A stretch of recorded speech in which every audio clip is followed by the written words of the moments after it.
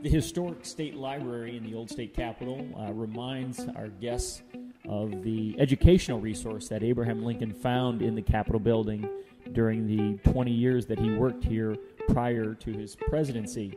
Lincoln would have come in here to borrow books about the law, to borrow classics of literature like Frankenstein that he would have read in the parlor of the home with his son Robert. And he also came in here to borrow books that enabled him to craft speeches that would help him appeal to audiences as he debated issues of freedom and territorial expansion with politicians such as Stephen Arnold Douglas. We know that Lincoln borrowed from the collection for his speech at Cooper Union, and he also gathered in here on June 15th, 1858, the evening before he gave his House Divided speech, to practice the speech for his friends. The Historical Library is a great reminder of Lincoln's love of borrowing books.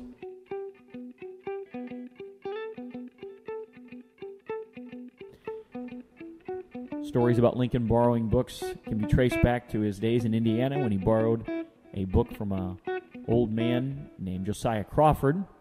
The book, called The Life of Washington, was ruined when it was in Lincoln's possession by a rainstorm that soaked the family's cabin. Lincoln had to work for 3 days pulling hay to work off the cost of the book.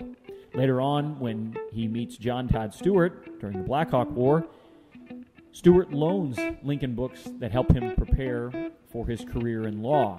And again, during his time in Springfield, Lincoln would have been in this building to borrow classics of literature, books about law, and books that helped him prepare for his public speeches.